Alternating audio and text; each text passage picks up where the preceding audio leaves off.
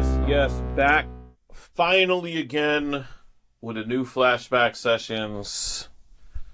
On the other line is Short Fuse. What's going on, everybody? It's good to be back. Yeah, my illustrious co-host here for these trips down memory Well, lane. hopefully, going forward, we won't be as far in between episodes. But the good news is we've been busy Yeah, making music and getting things ready. So yeah, we had to take this, these breaks to make these albums and stuff. those are good things. We're really just doing a single today, and it's a single called Linda Tripp that Company Flow made in 1999.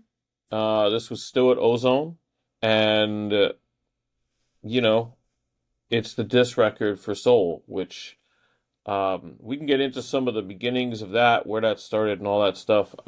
You know, our main goal here is the sessions themselves. I'll say this, I might as well say it now, and then I'll toss back to you. But like, you know, I don't think this necessarily needs to be said, but because of the environment that we live in 2024, I'll say like we're just talking about this as a musical history touch point, not to be like, we're not trying to be like edgy or like bring up old things or piss anybody off. It's 20 plus fucking years ago, so Well, um at this point, it's you could call it 25 years is it? ago if it was Yeah, it is. 99. You're Yeah, right. Twenty ninety yeah. nine to So 2024 is 25 years ago.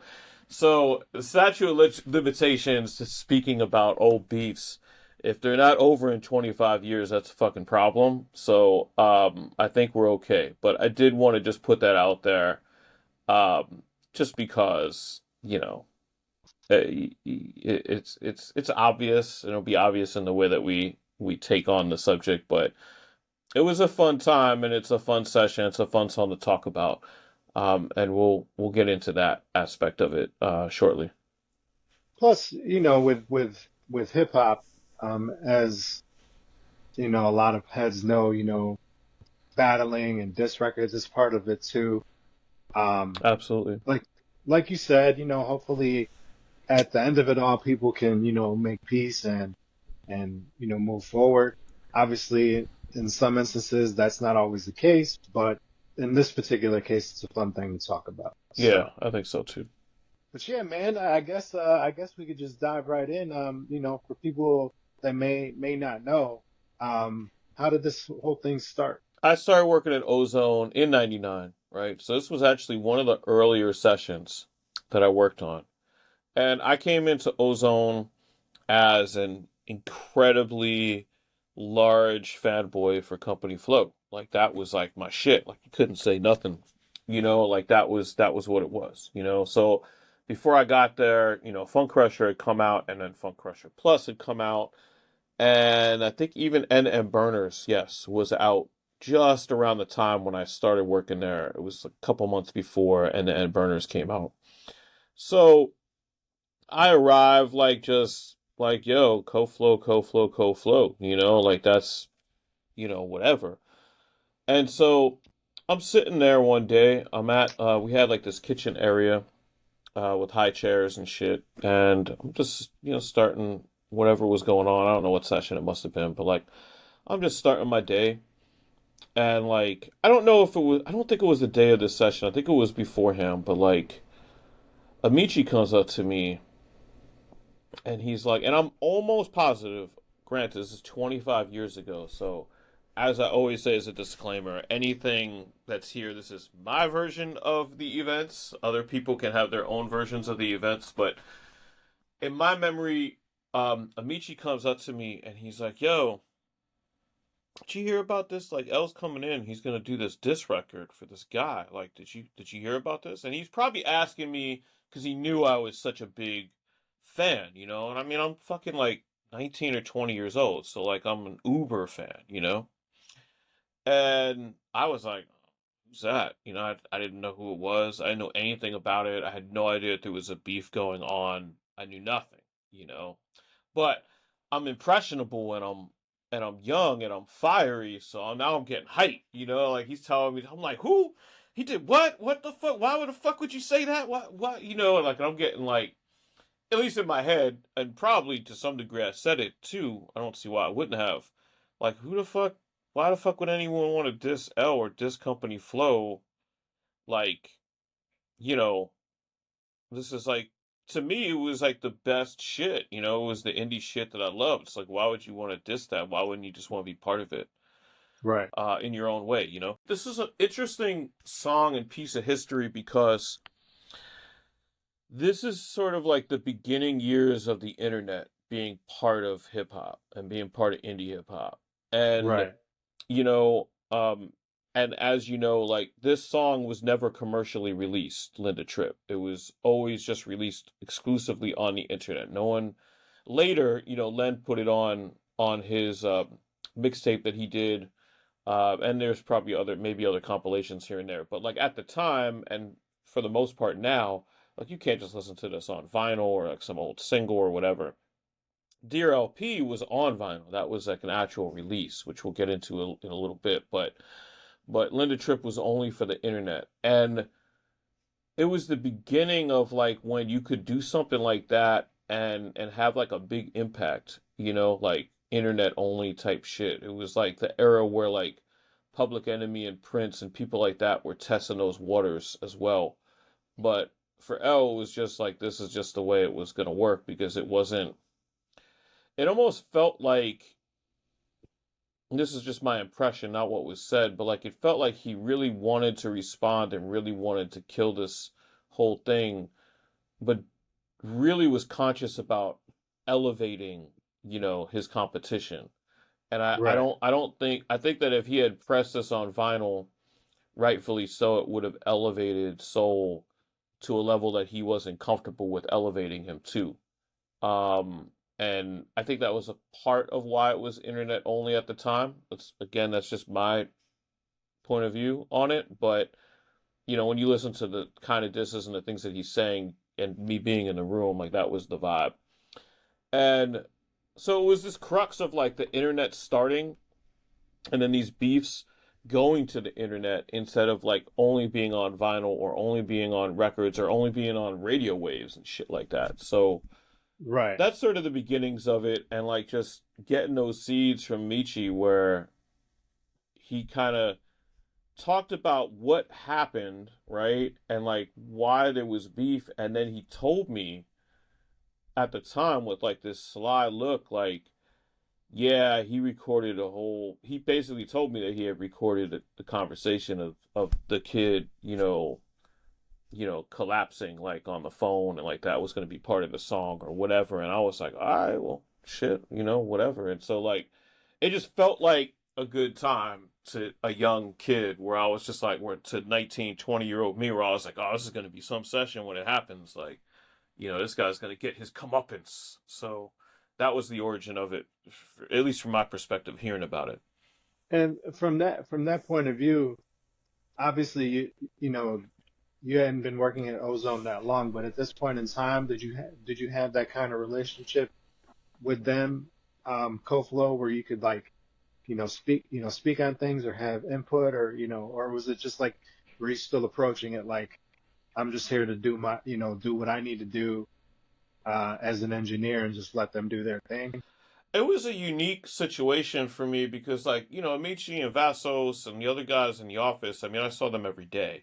So, yeah, I was a part of that. But by that time, I still only saw L and Len, like, occasionally, like, because they weren't recording heavily. I wasn't, Def Jux didn't start yet, all that kind of stuff. So, like, and Just was already gone by the time I was working there. So as far as input, no, not really. And L was never a producer, not until I really worked with him every day. L wasn't the kind of producer that needed or particularly wanted suggestions, especially at that point in his career. Right. And this was obviously not the situation for that. Like he definitely knew exactly what he wanted to get done, um, from beginning to end. And so, I think this session was really a story of two extremely focused individuals in their own way. Like L had made the beat and obviously wrote all the lyrics in rebuttal and went through the crazy like trouble at that time. It wasn't easy to record somebody's phone conversation. Like you had to have like a micro cassette and all this other shit. Yeah. Um, the session was game time. It was like, yo, let's shut this shit down. And like, you know, I just remember hearing the audio tape. I can't remember if I heard it unedited, played in, or if he had already cut it up at home and it was just tracked out. But just hearing somebody talk like that on tape and then be used for a song was so completely unprecedented at the time. And that's why, like, this is a historical thing. Is like, I mean, I've never seen nothing like that since, like, before, or since. Like, to have somebody that just dissed you on tape saying that they want to be down with you. I To this day, I mean, 2024 it still blows my mind that he got away with taping him like that, and that he even said that to begin with. I mean, that's that's just the way it was. Yeah. That's the one unique thing from like from a rap perspective and also business perspective. Like, and I'm just this is conjecture. I don't know Soul's side of it like that, but Right, me I neither. I I wonder if like in his head he was like, well, if I do this, it'll get me attention and it'll get me in the door and in the same room with those guys and I could potentially be down because they would respect me for coming at them. It's almost like some wrestling shit almost like where they It's it's looking for the rub. Yeah, it's a weird theory.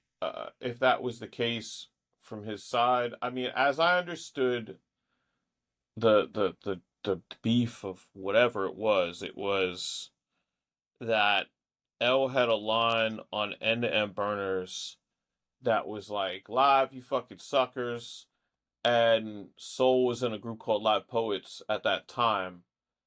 And maybe there was interaction on the internet that I'm not aware of because I wasn't even on the internet besides like AOL shit at that time. Like I was pretty Right. late to the real internet. And like, I don't know if there was interaction that I didn't know about. I can tell you that I did not hear anyone speak of any interaction directly. Like it wasn't talked about and the internet wasn't developed enough where you would be doing that on a regular basis. So I don't know how you could take like Live You Fucking Suckers and just think that it's Live Poets without either making up a perceived beef or something happened that I'm just not aware of. Um, but when you hear the song that L did, like, and this was the context in the room, like you hear him say things like, oh, actually on the phone call, like there's a part in the phone call where he says like, I don't even think that you're as confident in your position or paraphrasing, in what you think you're saying right now. And Soul on the recording was like, yeah, I don't really know if I feel as secure about it or whatever. So I don't know if this was like a beef to try to get on, at that time in mainstream rap music, there were a lot of beefs, like too many beefs to keep up with.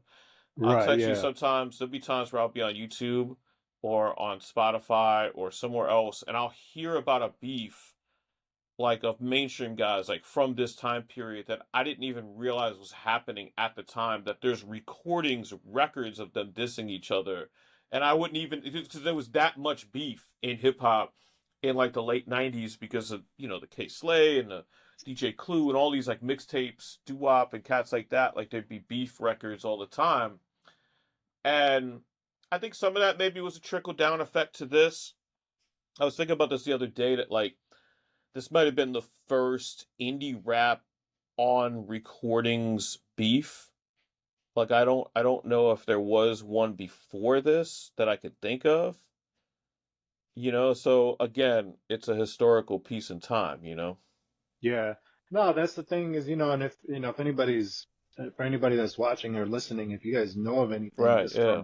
from, for an, for another perspective and just for, at this point, a learning piece because, all Yeah. this stuff is, so old. I'd be curious to know if there was something around this time or before this that you guys know of that we might have missed. Because for me, like you said, this is the first time I ever heard an indie dude, go at somebody on a bigger scale like that. So it's interesting if there was something else in the underground that was going on that I wasn't aware of. Because for me personally, I actually didn't hear this song in real time because I wasn't Mm. big on the internet back then.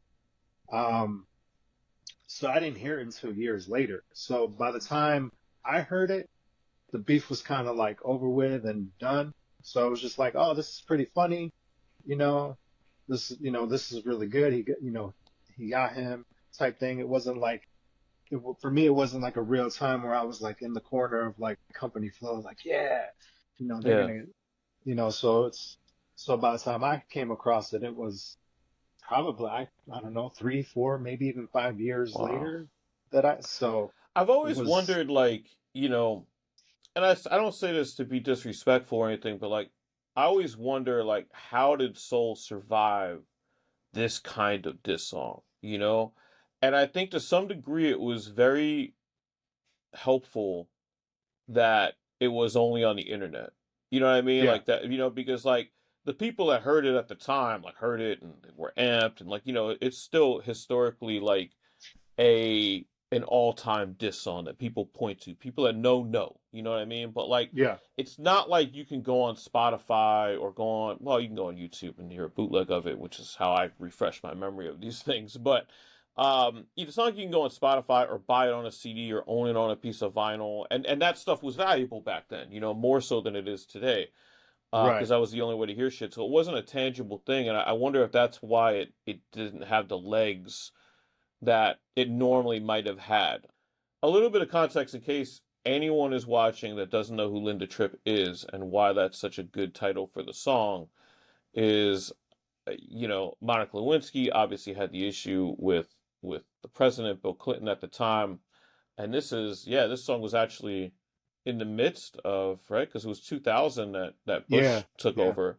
So like this was still kind of like a thing that was current-ish news, that, there's the impeachment and all that, but the person that brought the impeachment in real life was this woman named Linda Tripp, who was sort of like a government worker who had an agenda and, basically tricked this younger intern into admitting to a bunch of shit that she had done, mostly, and recorded it on tape.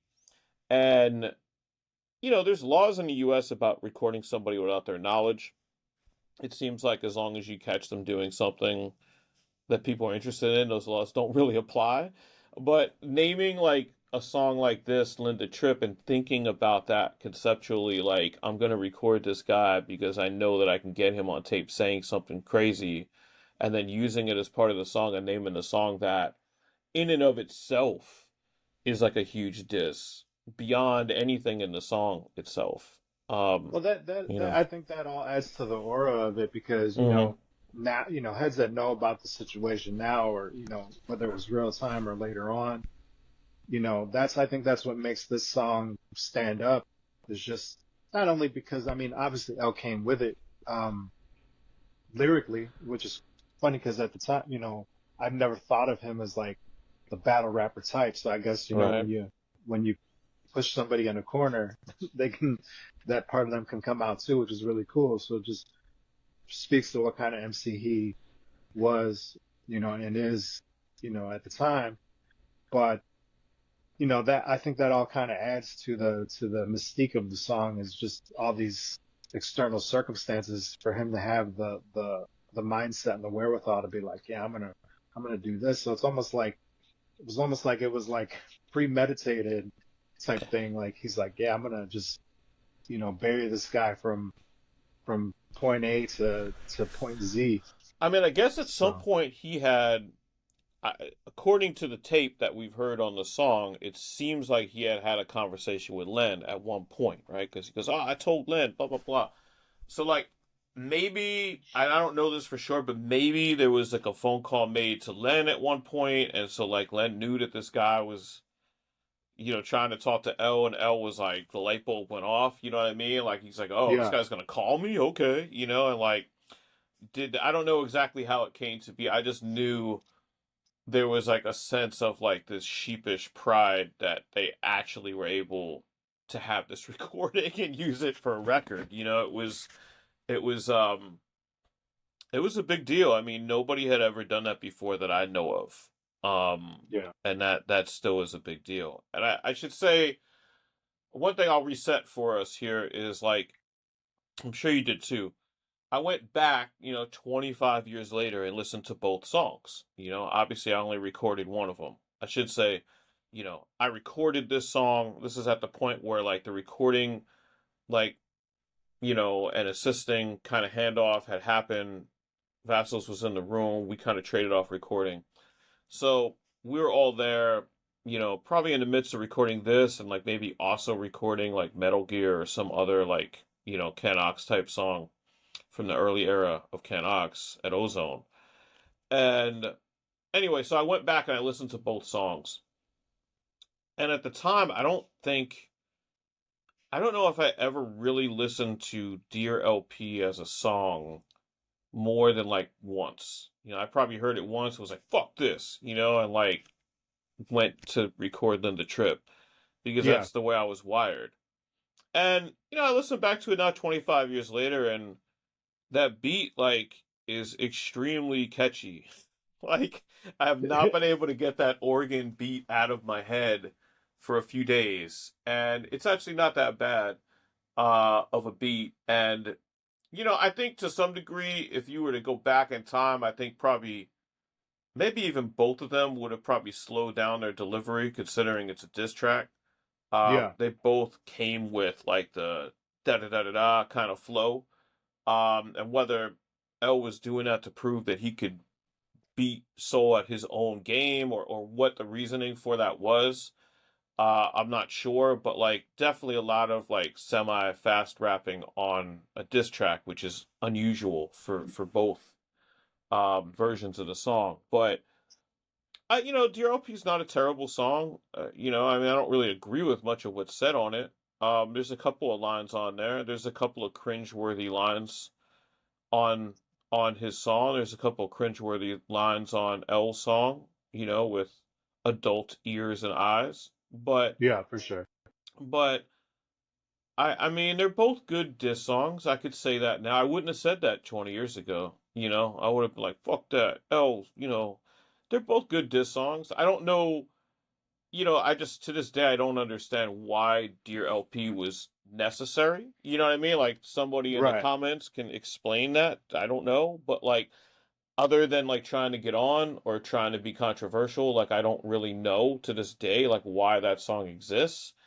Because no one ever said anything, and it was just like, who's this fucking guy? Let's fucking get him. It wasn't like, oh well, this happened and that happened. There was no conversation like that in the studio or off. Even years later when we didn't talk about it often, but it came up once because, and I should say this too, like there was one time where like XXL or one of these magazines, pretty higher level magazine, like had done like a top 10 or 20 beef records of all time or something, or back and forth of all time rivalries. And like L and Soul were like either 10 of 10 or 15 of 15 or honorable mention or somewhere toward the bottom, but mentioned prominently with pictures of them that were, there. And I remember telling L about it because this is during the Jokes era now. And I was like, yo, did you see this shit? You're in the top, whatever, disc records. And he was very like, fuck that shit. You know, I I don't really I don't really want anybody talking about that. Nobody, who cares? You know what I mean? Like this is like probably like 2002-ish at that point, and like it was always something that like it wasn't like people sat around like giggling about that shit for years later. Like for the most part, Right. L didn't really like talking about it. He would be asked about it even like in interviews in the early days, like in that gap between this song and Fan Dam, like he would get asked about it, and he never really enjoyed talking about it. Or, I mean, he said his piece on the record, and that was it. Well, I think anybody that's, and this is speaking from a rapper perspective right now. So, people that don't rap might not understand, but when you because I've done lines or even whole diss songs towards people in my time, and when once you get it out, unless like it's real, like true, like honest to God beef, you don't really want to talk about it after the fact because your mindset is, I got what I got to say out. I'm past it now. Yeah, Like I don't want to make my name or my living off this one moment in time type thing, and that's just what it is. I mean, I think with any of the great diss records, whether it's No Vaseline or Hit 'Em Up or Bridges Over, like, but I'm pretty sure if you went back and tried to talk to those guys about those songs now, they'd be like, because yeah, yeah. a lot of those things also come from a youthful mindset. I mean, Hmm. when I was doing those kinds of things, I was in my early 20s, and now if somebody was coming at me on record, depending on what was said, I'd be like, whatever, I don't care. I'm not going to sit Yeah, there and, as a 40-plus-year-old man, write this record about, yeah, yeah, somebody else. yeah. So I think that's the other thing too, is like there's a maturity level and maturation that comes along with that too. So, I mean, it makes sense. True. So, but yeah, I mean, as far as like the production, I mean, did he come in already with like the beat ready to go and the things chopped up, and he just came in and laid the thing down, or was it you know were they laying the foundation of it in the studio in real Yes, I time? mean the beat was already made when they came in. Um, I honestly I wish I could remember, and it seems like a thing that you would remember or that I would remember.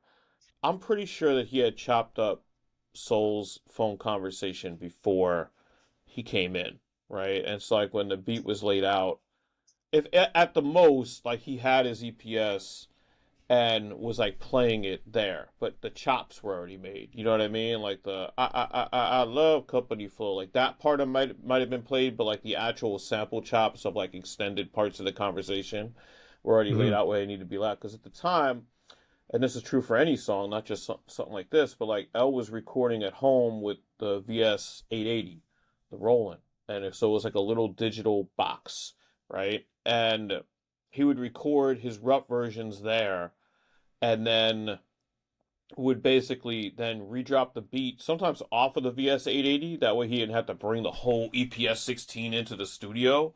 He would bring the VS 880, which was more like this size, and we would drop all the beat off of that onto the 8-ats, and we he would just redo the vocals at Ozo.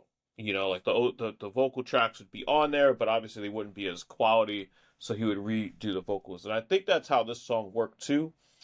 The one thing I could say is that Len came in with his records ready to go, and he knew about the olive oil thing, Hmm. and so the end of the song with the "He Needs Me" part, which is sort of one of the more memorable parts of the song. I mean, obviously that's all Len. Like Len is home doing his thing. He was one of the best and still is one of the best sample choosers for a recording studio DJ. Like he's a live DJ, obviously, and that's, probably what he does more of now. But like he was one of the best studio DJs in terms of like just getting on tracks and doing cuts, in that selector style, the way like a DJ Scratch would or somebody like that. I mean, he knew the right cut for the right song all the time. And this one was one of those where I was just sitting there, I was like, wow, he fucking nailed it. And like what do I know about the Popeye soundtrack? What does anybody know about that? Who knows about that? Like who's Right. even watched that movie? Like it wasn't, you know what I mean? It was like the most disappointing movie to watch when you were a kid because you grew up with the Popeye cartoons, and then this fucking lame movie came out in like the early 80s. I don't know, maybe people like that movie. I didn't like the movie.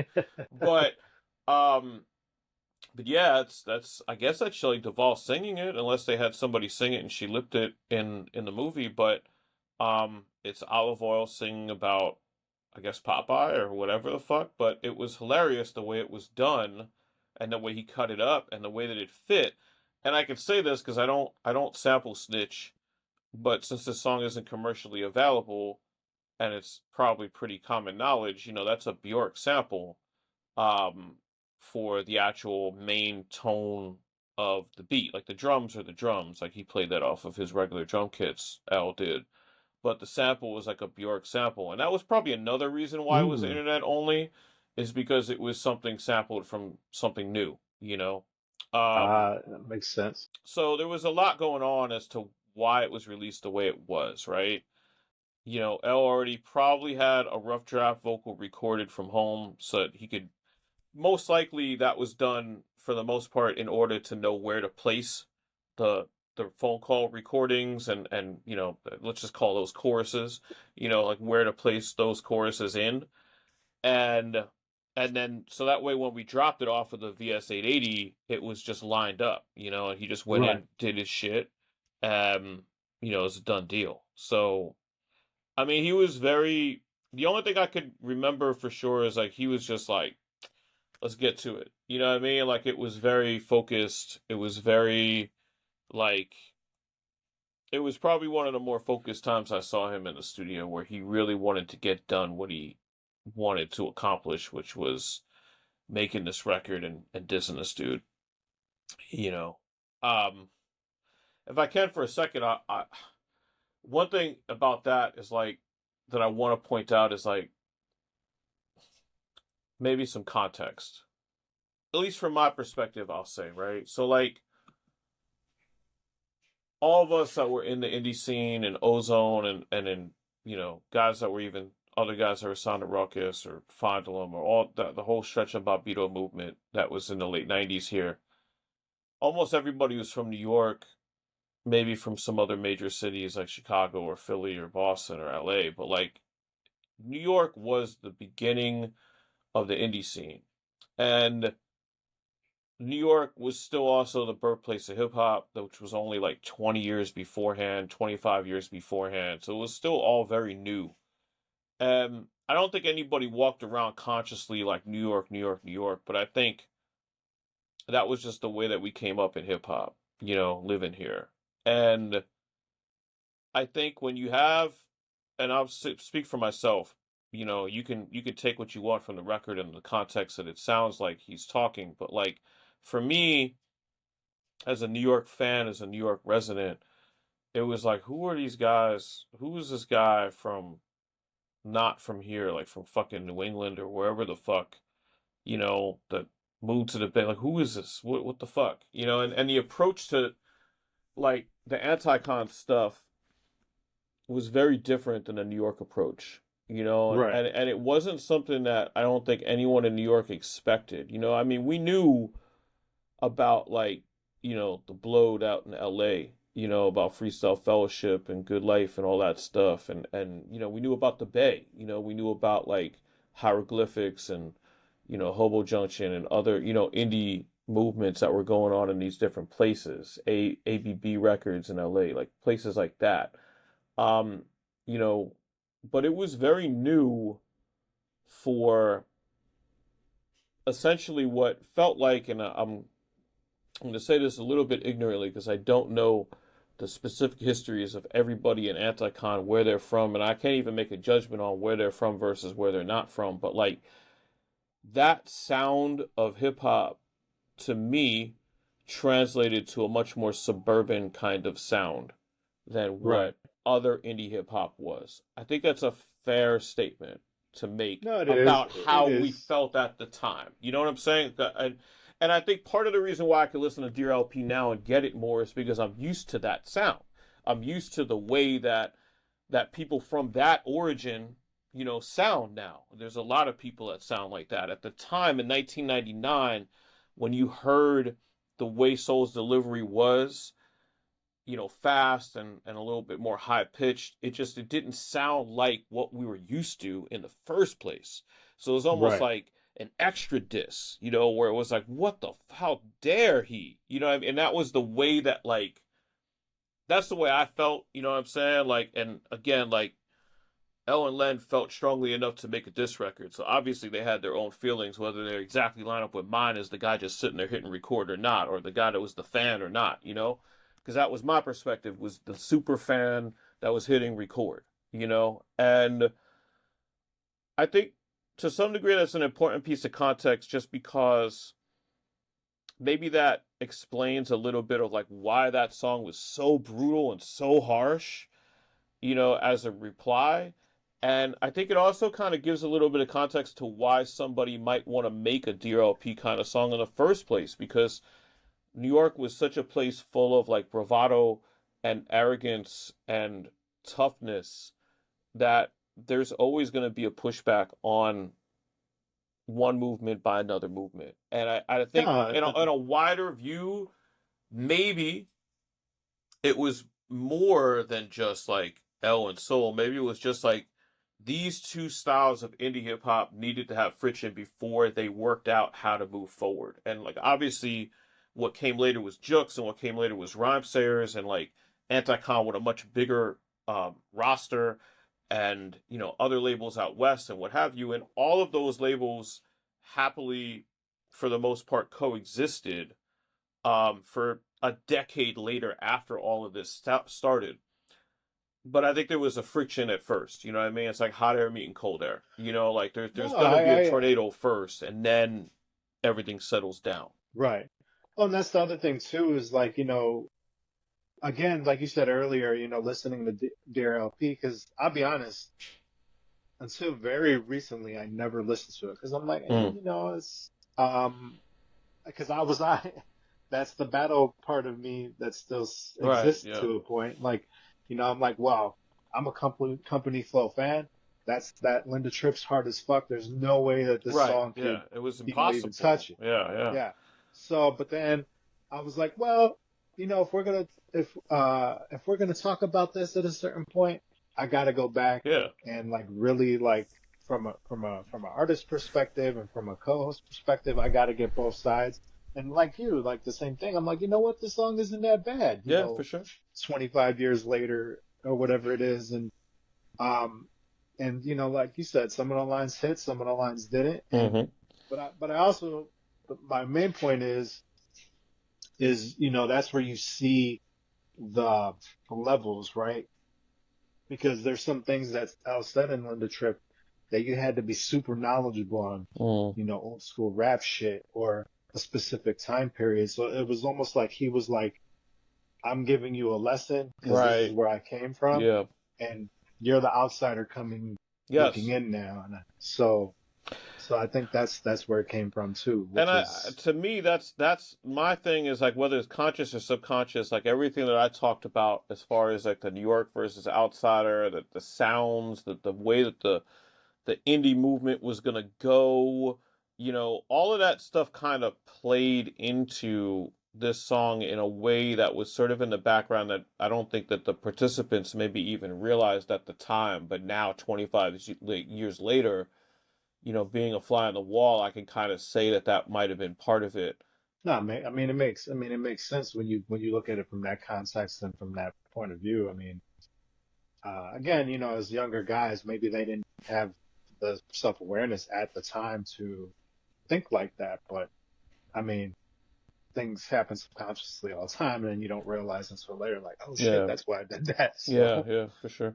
I guess another interesting piece to that, and I forgot about this because I mean you told me about it years later, obviously, but there was a point in time where you actually met Soul later Yeah. on. I remember it was, and I don't. He may not even remember, you know, having ever met me, and I wouldn't blame him if he didn't. I was at South by Southwest. This is probably 2012 or 2013. So now we're coming up on 15 years. Maybe it was like 12, 13 years after, you know, the whole thing happened in '99, right? And already it was sort of ancient history because I was already gone from Jux. I had already been deep into Uncommon, you know, running the label. I had already started to become like a performing artist. So when I became like a live performing artist, I was already a few phases into Uncommon's development. So like I Right. was already several steps past the guy who hit record on this song. And so I I was introduced very briefly to him in a backyard Austin South by Southwest party because that's what happens. People rap in backyards. At least that's what used to happen anyway. So like it was an indie rap thing in a backyard someplace. And pretty sure he was pretty inebriated, as was the case of as was to be expected. I mean, I was probably pretty inebriated myself. And like somebody introduces us. I'm just gonna say it was Goonie because it's funnier if it is. Shout out to Goonie. Um, but just basically was like, hey, NASA, you should be Soul, and like, and you should be NASA, and like, I don't know, if he gave a fuck who I was, or if he even remembered that I would have been recording that song at the time. Because again, it's not like we had credits then. It was just on the internet, so nobody knew that I recorded the song or Right. that Vassos helped record it with me or whatever, or the two of us recorded it together, I should say. And so gave each other a pound, maybe said two words, and then just stood awkwardly next to each other and watched whoever was on stage for a good 15 or 20 minutes. Just the two of us, like out in this field, nobody else really around. And then at a certain point, I just kind of I dipped. I think I gave him a pound and was like, all right, man, good to meet you. Fucking left. We literally had no words. So it And, was like more, it was more of an inside joke for people that like were basically, in the yeah. know. No, I mean, I don't know. Yeah, I mean, again, like, I don't know. We didn't speak enough words to each other to know. And again, like, I guess it's part of it. Like, like I said about L, like, I don't, I'm pretty sure even if he knew who I was and my involvement with L at the time, there's no way that he wanted to talk about that shit. You know what I mean? Like, why the fuck Right, would he be right, like, hey, man, like, he's not gonna, and I'm not gonna bring it up. You know what I mean? So, like, right. it was just interesting to make that full circle connection. You know what I mean? Like, you don't get to meet everybody that you have that sort of weird situation with, through other people's art like that. It was just interesting. Well, that's cool, man. I learned some new things about this song that I didn't know. So that's cool. Yeah, I mean, I think, I don't know, man. I mean, I don't know whether it's extremely illuminating or not, but all I can say is being in the room, like, it was an intense session. I should say that, like, one of the things I don't understand about Soul's song is the reference to Vortal, because Vortal's style, early on was very loud and aggressive, like what you hear on Metal Gear, and then his style by the time Cold Vein was recording was a lot more mellow and laid back, the way you hear on most Right. of the other songs. And neither of those styles from Vortal sounds like L, and the lyric writing doesn't sound the same at all.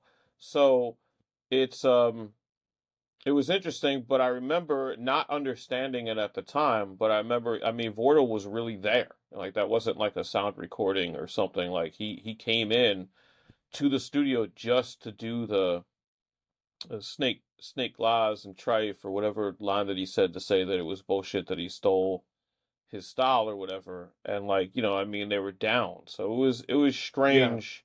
I don't understand that. Again, if anyone wants to leave in the comments some of that context, I really don't understand that. I never have. I don't think any of us in the room did either, which is why Vordo just came in, and I don't remember him being familiar with who Soul was. Like maybe he did or maybe he didn't, but I don't remember him talking about it like, "Oh yeah, that guy. Well, why did he say that?" Like it was just like, "Oh, you want me to say this? Cool." And like, Yeah. it was a lot of it was weird, man, and I guess the only thing I could say is being there, like a lot of the weirdness of like why did this diss song happen in the first place was present in the moment. It wasn't like I'm not just like being hyperbolous, you know what I mean? Like Right. it was very much like, why are we all here again? Like this guy said what? You know what I mean? And that was the honest context at the time that I remember and perceived. And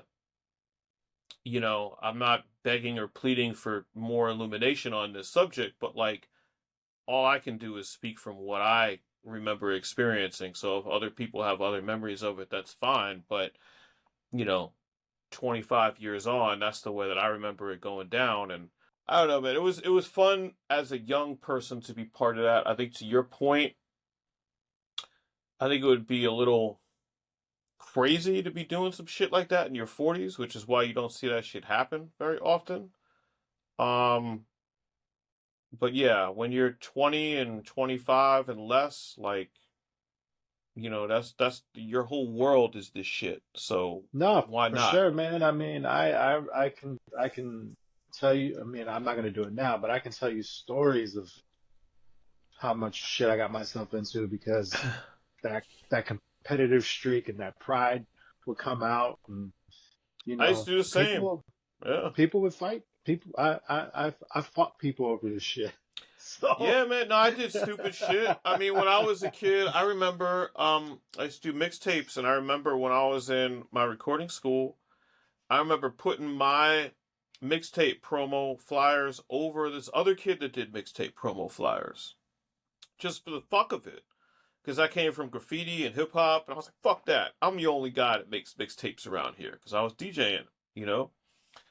And we had a mutual friend, and he was like, yo, man, why are you doing that for? Because he wasn't of hip hop. You know what I mean? Like, he didn't understand. right, And the DJ, maybe he did, maybe he didn't, but I didn't know him like that. You know what I mean? Like, so he was just like, who is this fucking guy? You know what I mean? So it was the same thing. Like, I get it. You know what I mean? Sometimes you get in that mode where you're trying to work and you're trying to be part of the shit so bad that you think that that's what you're supposed to do.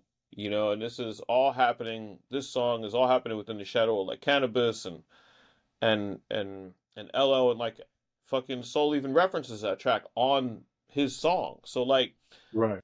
I think that's part of the mentality of what created this beef, quote unquote. But that's how I can see it now, objectively, 25 years later. Yeah. See, and that's we can have these conversations as full-grown adults and bring different perspective. Because if Yeah. we did this 25 years ago, I'd have been like, "Fuck Soul, Yeah, fuck the exactly. Yeah, company yeah. closed." Yeah. Yeah, yeah. So yeah. Yeah, and that's why I'm glad we didn't have the internet 20 years ago. Yeah, But exactly. yeah, I mean it's a fun topic to look back on, and if you had heard this live in the moment at the time, I think as a fan or a listener, it's again, like I keep going back to that word because it's about more than beef or diss tracks. It's a historical thing because you're talking about one of the first indie hip hop beefs. You're talking about somebody getting recorded illicitly. You know what I mean? You're talking about like internet releases for very early times where like it was just like, hey, or take this LimeWire and spread it. You know what I mean? It wasn't like a real thing. And you're talking about lyrically, of course, but also like underrated wise, like Lenny, like just doing like ridiculous shit.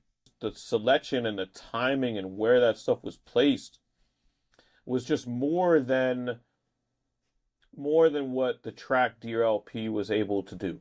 You know what I mean? Like Yeah, for sure. he And had the DJ behind him. He had, the beat that he made. He had the experience in the studio because he had done all these other records with CoFlow. This is probably one of the first songs that came out from Soul. So like you're already fighting uphill. You know what I mean? And like so that all of those factors and again the context of like this indie scene that is Fat Beats and Stretch and Bob and Risen Eclipse and that scene expanding and going to other places, and bringing back all kinds of different sounds was so new and different at that time. It was, if you were a Fat Beat shopper at that time, like you weren't able to buy Anticon records at Fat Beats like that. You know what I mean? Like Anticon shit was in other music. It wasn't in Fat Beats. So like it was the friction of like these different sounds. How are they going to interact with each other? You know, right. and the moral of the story is, or the highlight of the story is, as we all know, within a few years, all of the other sounds of indie hip hop from places like Minneapolis and places in New England higher up than Boston or Atlanta and down south and across Chicago and the Midwest. Like um, all of those sounds and labels worked, together collaboratively to create what became the more sort of commercialized or industrialized indie scene that followed this time period, that followed from '02 to '06, where like dudes were in magazines, Dilated signed to a major, like, Jurassic 5 was on a major. Like that period followed this period. But this Right. period, before Linda Tripp, there was just, Fondulum and Early Ruckus and the venues in New York that were doing indie hip hop, and groups like Non-Fiction and Juggernauts and people like that, like and Stretch and Bob, like this was sort of like a gateway into like, well, how do people that aren't from here that love this shit, how do they do it? And like, and then how does that interact with what we're doing? And I think that again, maybe I'm being overly cerebral. It wasn't something I was thinking about at the time, but that's why we're doing this now. It's like when you look back 25 years, that's a big part of the story of this song that I don't think has ever really been fully talked about or thought about. Is just like the friction of like different sounds and approaches to indie hip hop and like how that was a big part of this whole thing. And then the end story, like I said, of how it settled out and everybody kind of did their thing and talent kind of rode to the top regardless of disses or whatever, and everybody had the career that they had, to the degree that they had it, and we all still Yeah. here. So that's what it is. Well, and that's the most important thing, man, because sometimes, as we all know, beefs escalate Yeah, to like real violence. And not to say that this was that type of thing, but because it obviously was not. But we've all seen beefs and super violently. So it's always good when these types of things can yeah, stay within nah, the realm of hip hop and be like, oh yeah, you got me, or and then people can make peace and move on and yeah, work together. So yeah. I mean, not that's every beef ends that way. Um, yeah, I've been adjacent to beefs that didn't end that way. So it just hip hop can be a very youth driven, bravado driven thing. And I'm not one of these people that thinks that that's 100% unhealthy. I just think that it's it's wrong when it's wrong. You know what I mean? Like right, and it's right when it's right. But this didn't get to that level, I think, because and I don't know exactly how it resolved. I think it was just time kind of healing things, but and just wanting to not be known for this on both sides, and I think that kind of brought things down to a normal temperature. That is another episode of Flashback Sessions. Thank you, Short Fuse. yeah, man. But we'll definitely be back sooner than later with some more shit. So Yeah, we're gonna have 'cause that another one soon. I think the next thing we're gonna get into is Fondle and Fossils. So that should be a good time because that was a crazy recording session with a lot of different personalities and good shit. And all this is leading up. We had said it a bunch of times back in the previous Flashback Sessions episodes. Oh, when we get to 1,000 followers, we're gonna start doing Cold Vein and Fan Dam and all these things, and we are well over 1,000. So I could do the sneaky YouTuber thing and say, all right, we'll get me to 1,500, and then we'll start talking about it. But I won't do that. I will be true, and we will start talking about some of those bigger records um, shortly. But I think, a fun thing to do on this show is to get into some of these deeper cuts, like Linda Tripp and Final Fossils, and really talk about them. So we'll be back with that. Make sure to subscribe, give a like to this. Um, there'll be like little snippets from this floating around, like all those. When you like things to subscribe, things happen. Um, and shout out to everybody that has found the Uncommon Records NYC channel through Flashback Sessions. I know there's a couple of our clips and full episodes that have gotten, pretty heavily over 1,000 plays.